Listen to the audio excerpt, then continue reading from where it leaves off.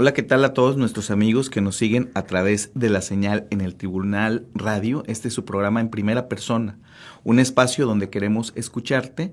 Aquí hablamos de temas académicos, culturales, sociales, psicológicos y pues en esta ocasión, a razón del Día Mundial, ahora sí que de la lucha contra el SIDA, que fue el día 1 de diciembre, invitamos al doctor Luis Antonio Sánchez López. ¿Cómo te encuentras hoy, doctor? ¿Qué tal? Buenos días. Pues muchas gracias por la invitación, a ti y a tus radioescuchas. Gracias realmente para poder platicar un poquito con ellos acerca de lo que pues considero un día todavía muy importante en cuanto a la información de VIH-Sida, que bueno, en algún momento dado fue una noticia boom, pero que desafortunadamente se ha ido perdiendo un poco esa situación, ¿no? Y es bueno Bueno, siempre recordarla y tener en mente por cómo está la enfermedad. Gracias. pues previo a que iniciemos el tema SIDA, prevención y protección, déjenme les presento al doctor Luis Antonio Sánchez López. Él cuenta con, bueno, es médico cirujano partero por la Universidad Autónoma de Nuevo León, tiene la especialidad en medicina interna con una subespecialización en infectología del Hospital Universitario Dr. José González de la misma universidad, maestría en gestión de la salud en la Universidad del Valle de México, está cursando la maestría en educación en el Tecnológico de Monterrey, tiene certificación y recertificación por el Consejo Mexicano de Infectología, por el Consejo, igual forma, las dos, tanto la certificación y la recertificación, otros estudios, entre ellos un diplomado multidisciplinario, VIH-Sida, diagnóstico y respuesta estratégica, por el Instituto Nacional de Salud Pública, en Cuernavaca, Morelos, diplomado en investigación clínica por la Universidad de Monterrey, y el puesto actual que tiene es de infectólogo en el Hospital General de Zona 17, en el IMSS, desde el 2010 a la fecha. También cuenta con consulta privada en el Wellmedic Health Center, del 2020 a la fecha. Infectólogo en servicios médicos por la Universidad Autónoma de Nuevo León, también del 2000 a la fecha. Puestos laborales académicos anteriores con los que cuenta: profesor en servicio de medicina preventiva en la Escuela de Medicina de la Universidad Autónoma de Nuevo León, profesor investigador y coordinador de las materias clínicas, tanto de servicio social, toxicología clínica, bioética, farmacología clínica, infectología, etcétera, en la Escuela de Medicina de la Universidad de Monterrey, del 2009 al 2021, catedrático de las asignaturas de infectología, calidad en la seguridad y la atención al paciente, medicina preventiva y salud pública, del 2000 a 2021.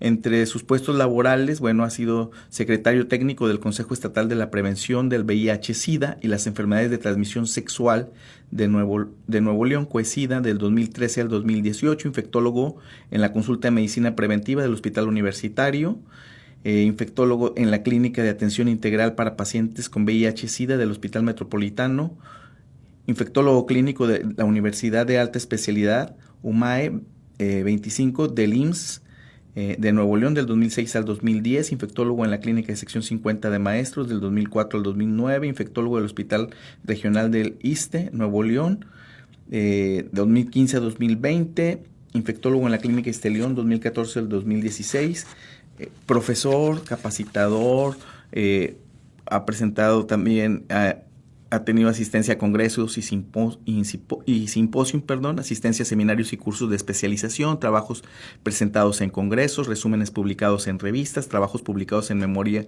de congresos, actividades docentes, publicaciones, miembro de sociedades médicas. Y lo quise resumir porque realmente ahora sí que eres un experto en la materia y pues hoy, que queremos hablar sobre este importante tema, pues podemos empezar desde qué es el SIDA. Es como ahorita comentabas, tuvo un boom en la, no sé, puede ser en la década de los 80, uno recuerda, ¿verdad?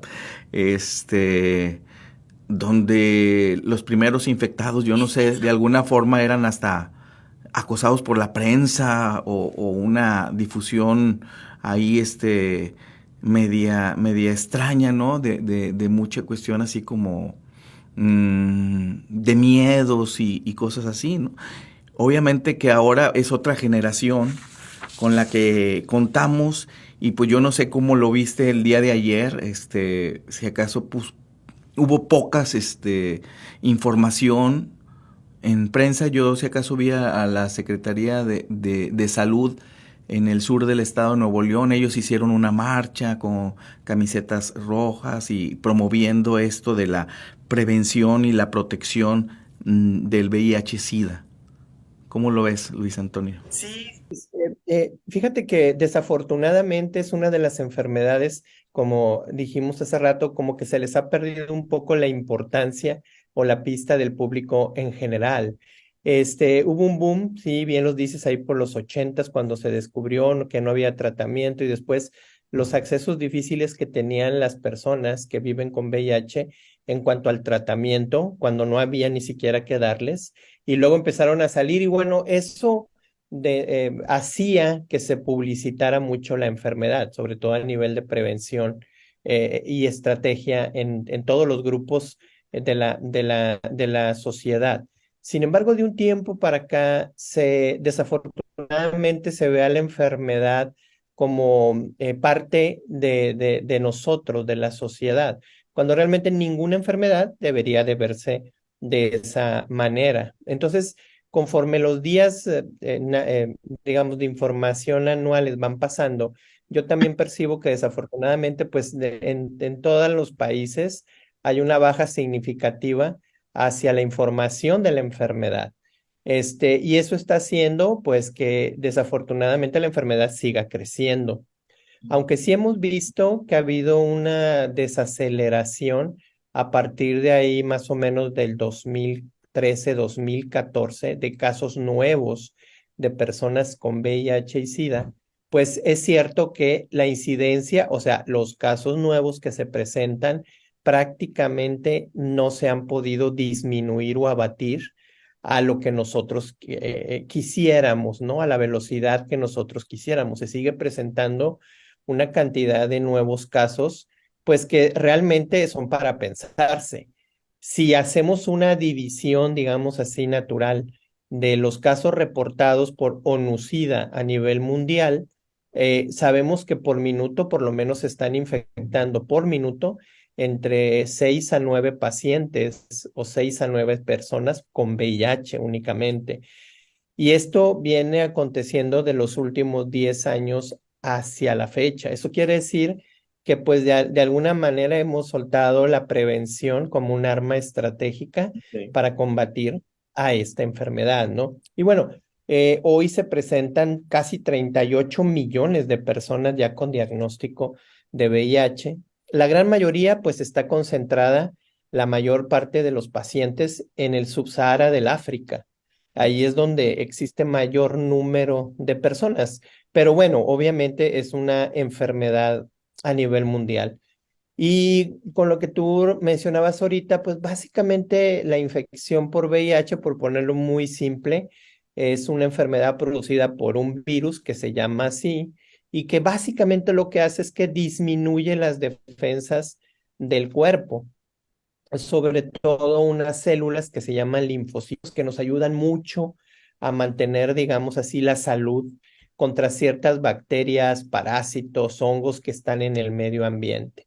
¿Qué pasa? Pues que si la persona contrae VIH, estos linfocitos, estas defensas, a través de los años van a ir bajando en número y eso hace que a la larga el paciente se vuelva vulnerable a tener enfermedades que se les llama oportunistas porque aprovechan esta situación y estas enfermedades como neumonías, infecciones del cerebro, infecciones del hígado, hacen que el paciente fallezca de esta enfermedad. A eso es a lo que se le llama cuando el paciente ya está muy complicadito, se le llama como síndrome de inmunodeficiencia adquirida, el SIDA, que no es más que expresar esto, es decir, es un conjunto de signos y síntomas que están presentes porque hay una baja de las defensas, hay una inmunodeficiencia que se adquiere, es decir, que nos la da un virus que nosotros adquirimos,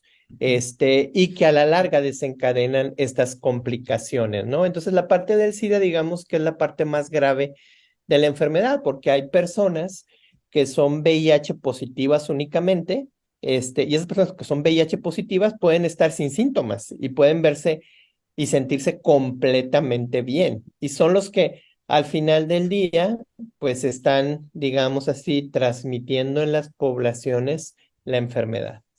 ¿Cómo se transmite? ¿Cómo se Ok, transmite el SIDA? básicamente. Sí, básicamente el VIH, el virus en particular, se transmite únicamente por relaciones sexuales. ¿Qué es lo que transmite la enfermedad?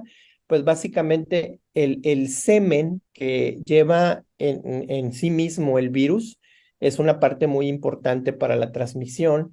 Las secreciones vaginales en la mujer o hombres que tienen relaciones con hombres, pues las secreciones anales son las que también llevan virus y son los que se puede transmitir. Hay que entender que la dinámica de transmisión conlleva no solamente el tocar estas secreciones, sino más bien es que a través de la relación sexual del coito, al momento del coito, también se generan microheridas a nivel del pene, de la vagina y del ano, y eso hace que se facilite que el virus ingrese a la sangre de la persona. O también sabemos que a nivel, por ejemplo, de la vagina, del pene, hay algunas células receptoras que el virus aprovecha para poder unirse a ellas y poder entonces ingresar y empezar la infección. Son los líquidos estos que mencioné, son los que son más transmisibles. No se transmite por besos ni por la saliva, no se transmite por tocar a la persona, no se transmite por el contacto casual o diario, no se transmite por lavar la ropa, tampoco por usar el mismo baño, usar baños públicos, Piquetes de por la insectos. piscina, tampoco por insectos, tampoco por vectores, que son los insectos, que son los zancudos, no se transmite de esa forma. Y el sexo oral conlleva un riesgo bajo, pero sí conlleva. Estamos diciendo que el sexo oral, en cuanto a riesgo, representa un 5 a un 8% en cuanto a transmisión, cuando una relación sexual, pues es la más frecuente en México y es el 98-99% de los casos en cuanto a transmisión de este padecimiento. Ok. Entonces ya vimos cómo se transmite, cómo no se transmite. ¿Qué podemos hacer para prevenir el contagio? Bueno, aquí realmente entramos al tema que es más importante. Siempre que hablamos de una enfermedad, va a ser, digamos así, la clave, la prevención de la misma. Y aquí, digamos, en nuestros países, por lo general, los servicios de salud están muy enfocados en diagnóstico y tratamiento. Entonces esperan a que ya la enfermedad se presente para tratar de resolver el problema. Eso representa una carga económica monumental, que es lo que estamos viendo actualmente, cuando lo más sencillo no es atacar por ahí la enfermedad, sino más bien atacarla en Prevenirlo. la prevención. Sí, claro que vamos a ver que es mucho más económico que enfrentar un problema de este tipo. ¿Cómo lo podemos prevenir? Bueno, básicamente hoy tenemos varias estrategias muy buenas para prevenir la transmisión. Una que es la que todo el mundo conoce o está informado, pero probablemente poco educado, es el uso del condón, tanto el uso del condón masculino como el uso del condón femenino. Ambos pueden realmente lograr que la transmisión del VIH caiga por debajo del 1%. Aquí los puntos importantes del condón es que se tiene que saber utilizar, obviamente, Ok. porque hay gente que, no sé, como que a veces cuando hay relaciones de pareja, una persona, no hablan de ese tema y una persona cree que la otra sabe cómo se pone el condón, o sea, los pasos Sí. de ponerlo bien, y la otra piensa y asume que es la otra persona que lo sabe, y finalmente lo que acaba haciendo que el condón no funcione, pues es básicamente el no saberlo utilizar, ¿no? Entonces hay que ver desde fechas de caducidad, desde que no venga roto el sobrecito del condón, que no se abra con los dientes, que se abra con las manos, que se ponga desde que inicia la relación sexual. Trae un receptáculo, si hablamos del condón masculino, hay que agarrarlo para poderlo poner porque si no se mete aire durante la relación sexual y se puede romper. Y finalmente, hasta que se termine la relación sexual, hay que tomarlo de ese receptáculo donde queda el semen, sacarlo completamente, hacerle un nudito y tirarlo. Es decir, se tiene que tener los pasos adecuados para poder también hacer que funcione ese 99% en cuanto a la transmisión. De hecho, si se usa bien, pues básicamente protege hasta un 100%. Entonces, por un lado, tenemos esa táctica que siempre ha funcionado, el uso de condón, tanto masculino como femenino. Pero fíjate que ahora hay otras prevenciones o hay otro tipo de prevención que es bastante nueva. Estoy hablando de los últimos 8 años. Anteriormente no la teníamos, que es utilizar un medicamento tomado diariamente que se le llama PrEP por sus siglas en inglés, que es básicamente prevención preexposición. Es decir, tú te tomas un tratamiento ¿para qué? O sea, tú no estás enfermo, es decir, tú no tienes VIH, pero tú tomas un tratamiento para que si tú te expones al virus del VIH, pues prácticamente no te infectes de él. Hay un medicamento y una combinación de medicamentos. Las sustancias se llaman tenofovir emtricitabina. Vamos a decir que es una píldora que se toma al día. Y al momento de que tú la tomas, aún sin uso de condón, prácticamente, y si tú tienes la relación con alguna persona que tiene VIH, prácticamente no te infectas al momento de tener el contacto sexual, ¿no? Entonces, Ese medicamento es de libre venta, es preferible ir con su médico.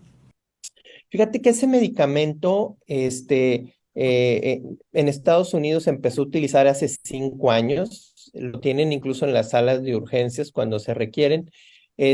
Aquí en México se tiene, es preferible acercarte a tu especialista o a tu médico para que te oriente, sobre todo porque se requiere receta médica. Pero, a partir de este año, CENSIDA, que es el Centro Nacional de enfermedades como el VIH-Sida de prevención, también se logró que a través de una reforma este medicamento se otorgue de forma gratuita en el IMSS, en el ISSSTE y en los servicios de salud de los estados.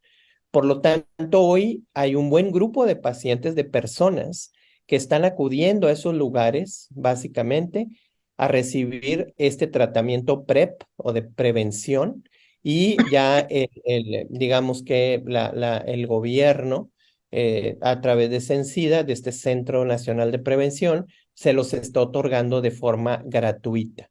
Y también tenemos todavía el tratamiento aquí disponible en México, pues a través de compra directa, pero por medio de receta de un médico. Es un tratamiento súper fácil de tomar, es una tableta al día y ese medicamento no tiene efectos secundarios prácticamente, es muy noble desde ese sentido.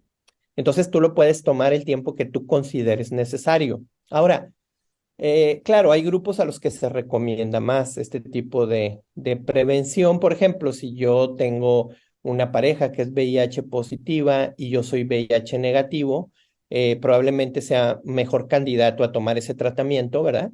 Si yo no me gusta usar el condón, eh, a veces cuando menciono eso me preguntan, oye, ¿por qué no les gusta usar condón? Bueno, es como el que no le gusta una marca de soda contra otra marca de soda, ¿no? O sea, es algo de preferencia personal. Hay gente que no le gusta usar condón y prefiere utilizar este tipo de prevención de una píldora al día.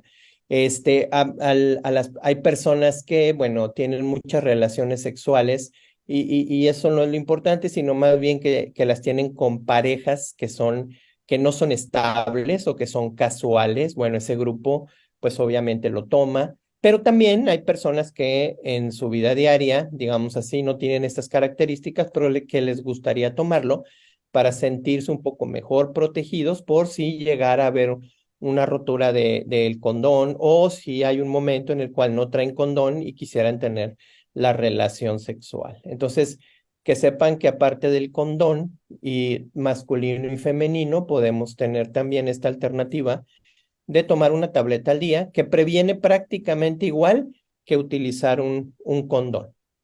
Muy bien. Y Perdón, ya para cerrar ese tema también, otra cosa importante es que hoy sabemos que otro tipo de prevención es detectar al paciente con VIH a tiempo, porque si detectamos al paciente con VIH a tiempo, le damos tratamiento y al empezar el tratamiento, al hacerse le llamamos indetectable, que su virus no se detecte en sangre por el efecto del tratamiento. Hoy sabemos que ese paciente no puede transmitir la enfermedad a otros. Un paciente con VIH en tratamiento, en buen control, aún sin uso de condón, no puede transmitir la enfermedad a otras personas, porque indetectable sabemos que es igual a intransmisible. Es decir, entonces, otra estrategia pública, de salud pública es detectar a los más que tienen VIH para meterlos en tratamiento y eso hace que la cadena de transmisión se rompa también y es una forma de prevención. Muy bien. Muy interesante esta información que nos acaba de dar el doctor Luis Antonio. Eh, por ejemplo, ahí cómo se puede prevenir el SIDA en adolescentes. Porque, bueno, yo recuerdo que cuando éramos más jóvenes y que apenas empezaba este boom, pues los estudiantes de medicina o los médicos hasta hacían sus obras de teatro, ¿no? Como para poner en expectativa todo lo que pudiera suceder, ¿verdad? Y qué era lo que se tenía que hacer o cómo prevenir. Y en los adolescentes, ¿cómo llega la información, licenciado Es Luis Antonio? correcto, desafortunadamente por encuesta nacional sabemos que la información de los adolescentes es mala en calidad, Ujú. porque pues antes eran los amigos los que transmitían la mala información y ahora en internet podemos encontrar un compendio de cosas desde muy buenas hasta demasiado malas en cuanto a información de este tipo. La estrategia con adolescentes siempre ha sido la educación básicamente. Y en educación lo que me refiero no es a información, porque información hay mucha. La cosa es que esa información modifique una conducta. Y entonces ya podemos hablar de una educación. Si el adolescente siente que esa información le va a ser útil porque él está en un grupo de riesgo, porque hay que recordar que no es una enfermedad de preferencia sexual, es decir, no es una enfermedad donde se concentre en hombres que tienen relaciones con hombres, en mujeres que tienen relaciones con mujeres, sino que también en los que se dicen heterosexuales o en los bisexuales puede haber transmisión. Eso quiere decir que cualquiera que tiene relaciones sexuales estamos expuestos a eso. Entonces, en el adolescente, lo primero es dar una información de calidad que se transforme en educación, en que ellos tengan una condición de saber que están en riesgo y que el uso de condón o de estas medidas que acabamos de platicar son muy importantes. Entonces, el hecho de platicar de esto y de educarlos, ya sea en el sector, digamos así, público, en las escuelas, con ellos es un pilar. Hace algunos años yo recuerdo que se intentó hacer un plan piloto en donde había psicólogos capacitados y sexólogos que daban pláticas a alumnos y eso hacía que obviamente se concientizaran del tema, tanto en secundaria como en preparatoria, para tratar de modificar estas conductas de riesgo, ¿no? Entonces, un pilar, pues, sería trabajar con esta situación a fondo. El otro es que conocieran que, bueno, tienen acceso a medios, a métodos de prevención como los condones de forma gratuita a través de la Secretaría de Salud, IMSS, que también se les respeta su privacidad como adolescentes, ¿verdad? Y que también tienen pruebas rápidas para detección de VIH gratuitas en este centro. Lo que queremos es concientizarlos y decir, bueno, si yo estoy teniendo prácticas de riesgo, lo mejor es no esperar a que me enferme, sino lo mejor es cada 3 meses, cada 6 meses, irme y practicarme un examen que hoy pudiera ser incluso por una punción en el dedo para ver si tengo VIH o no. Entonces, una parte es la educación y que llegue la información de estas cosas a las poblaciones de este tipo, como los adolescentes, ¿verdad? Porque volvemos a platicar, esto se ha ido perdiendo y se ha ido quitando y eso hace que las infecciones sigan presentándose de nuevo prácticamente todos los años igual. Entonces, se tiene que hacer algo desde el punto de educación para que esto cambie. Y lo otro, pues es que la información tiene que estar accesible, ¿verdad? Yo no sé si tú has visto información real, por ejemplo, en las calles, sobre el uso de condón, sobre máquinas expendedoras de condones, por ejemplo, en países como España, Argentina, tú ves prácticamente en el centro, en los antros, máquinas de expendedoras de condones. Es decir, es toda es plantear todo un tipo de soluciones macro, tanto micro basado en el estudiante, en el adolescente, como macro en este tipo de situaciones para que él lo pueda accesar fácilmente, ¿no? Sí, Y ese es claro. un reto que tiene, ¿no? Ujú. Sí, obviamente que se tiene el derecho a la información y cómo no, a veces se pudiera confundir, ¿no? Es que lo está previniendo o lo está promoviendo. No, simplemente es la cuestión de que se cuiden, ¿verdad? Porque si van accesar o van a tener relaciones o algo, pues en ocasiones no están pidiendo el consentimiento ni de los padres, pero sí es necesaria la información y la información de los expertos. Pues no sé si quede algo. Dime, adelante, Luis Antonio. Sí, no, no, pues únicamente decir que realmente estos días nos sirven básicamente para tener una información de calidad, que sí necesitamos que estos días se sigan proyectando a nivel nacional, como una noticia. Desafortunadamente, como platicábamos, pues no se ha hecho como tal, pero sí sería bueno seguirlos cualquier día encaminados a enfermedades. Son necesarios, sobre todo ahorita que hablamos de VIH, porque sabemos que es un problema de salud pública que desafortunadamente sigue creciendo, ¿no? Y bueno, recordar que en nuestras relaciones sexuales, pues podemos ver a la persona, bien, ¿verdad? De salud, pero que esa persona pueda tener cualquier tipo de enfermedad de transmisión sexual, desde VIH, hepatitis B, hepatitis C, sífilis, gonorrea, y que realmente no tenga síntomas como tal en ese momento, ¿no? Entonces, siempre es mejor utilizar un método de barrera, en este caso los condones, para evitar cualquier situación que nos pudiera a nosotros afectar en nuestra salud. Pues le agradezco la información, doctor Luis Antonio Sánchez López. En otra oportunidad, pues quisiéramos hablar con usted sobre algunos otros temas asociados con cuestiones de infección, ya sea ya sea la que había usted comentado, COVID o esta del mono, ¿verdad? Y el mono, sí. Tenemos el derecho a la información y, cómo no, a través de los expertos. Muchas gracias, doctor Luis. No, hombre, al contrario, muchas gracias, gracias a tu auditorio y buenos días. Hasta luego, gracias por la invitación. Hola.